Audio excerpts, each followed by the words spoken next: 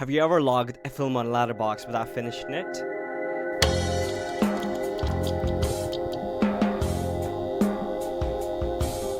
The Sunday, the 1st of February. Now this was a great day because here, for me, it was the BFI IMAX Bonanza. And like the BFI IMAX always, I feel like, even with their programming in January, always treat me. Because there will inevitably be films played during that month, which are some of my favorites. And BFI IMAX being my wife, my lovely Biffy, as I call her. This was a particularly special day because on that day they played Lost Highway, David Lynch right there, The Handmaiden, Park Chan-wook, my favorite of all time, and Eraserhead, back to David Lynch. All in one day, all on the biggest screen in the UK. Now, I couldn't ask for more. And so yeah, with Lost Highway, of course, David Lynch, and synopsis here, it's very difficult, when it comes to David Lynch films, it's very difficult to sum them up.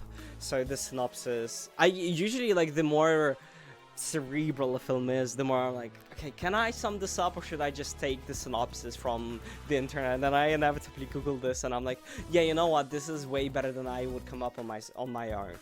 Or rather, because then I'm like, okay, well, maybe I should write, maybe I would describe it as this. And then I'm like, no, maybe I'll describe it as that. Like, oh, how would the more normal person consider this? And so the synopsis is an enigmatic story involving murder, surveillance, gangsters, doppelgangers, and impossible transformation inside a prison cell. I believe this was taken directly from Letterboxd, and it says nothing, but it says everything, which is, if you know a David Lynch film, you know what's up.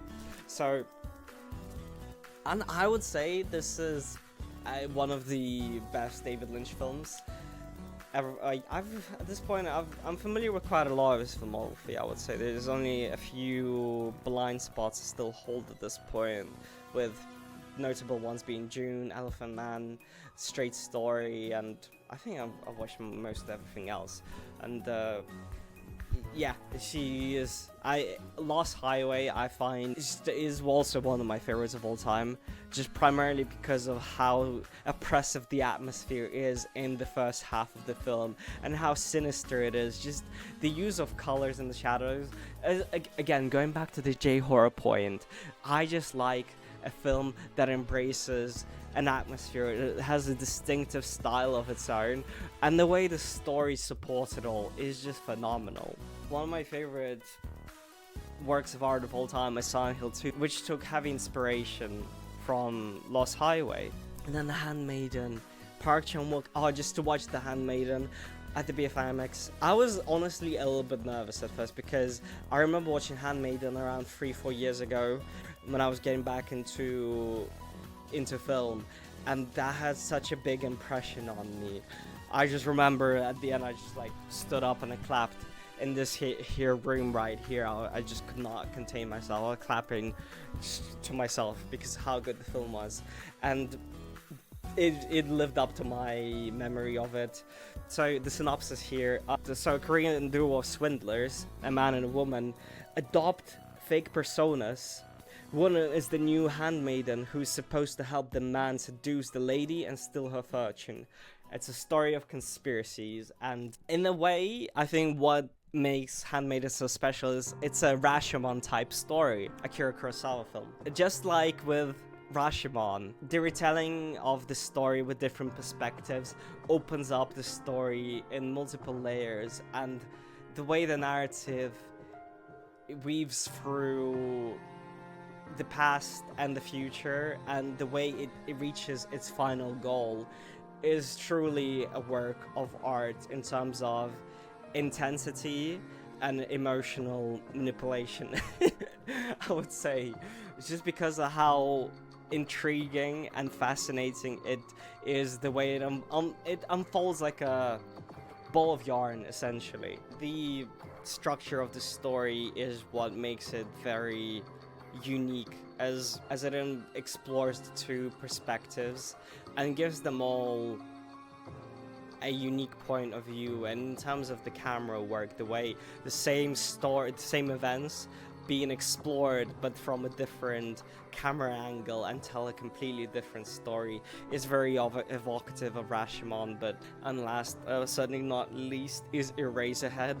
I watched it around 2025, around the same time as well. But this was completely different because that was my first and only time watching it. Also at the BFI IMAX, but I was in the first row because it was a last-minute decision to decide to watch it. And at that point, most seats were sold out. But the funny thing is, then when I was kind of looking around, despite being mostly sold out, it was mostly empty. I think most people on that day decided, you know what, I was very ambitious deciding to watch Eraserhead on that day, but now I just don't feel like it. Because it's a film you kind of need to be in the mood to watch. I would say this is not not something you watch. It's like, oh yeah, I want to relax and watch now. No, you kind of have to be a little bit in the mood for it. Although I am pretty much always in the mood for Eraserhead. There are two types of people: in the mood for love and in the mood for Eraserhead. You know what I mean? That was a One Kar Wai reference. Here you go. 2 David Lynch films in one day. And what I would love about Lost Highway is also what I love about Eraserhead. He does have that magical touch, a magical way to just express ideas and themes through the oppressive nature of imagery in his works. And the synopsis very much kind of supports that, because we're talking about a film. So it's a man living in an industrial hellscape. Henry finds that his girlfriend had a child. It's a story of a downward spiral as the child is a mutant and the environment is inhospitable. And also the mention of the downward spiral here. I think Eraserhead had a lot of impact on industrial as a musical genre, and notably Nine Inch Nails. A high concept film. But it's a high concept exploration of a simple synopsis.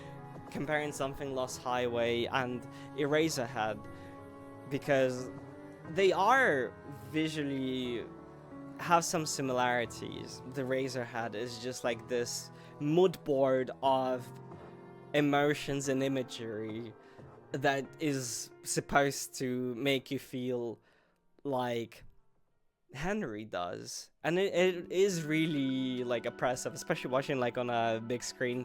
But I think for me it's just fascinating how visually bold it is, and how they even like managed to do some of those like shots there in the beginning where Henry is going through the city. I should probably look up where that was filmed, but I'm not sure I really want to, because for me it's just like a completely different space. It's been a look, and all of this Thursday, Friday, Saturday, and Sunday. So that is an extremely good ratio, huh? So yeah. And with that, see you in the next one.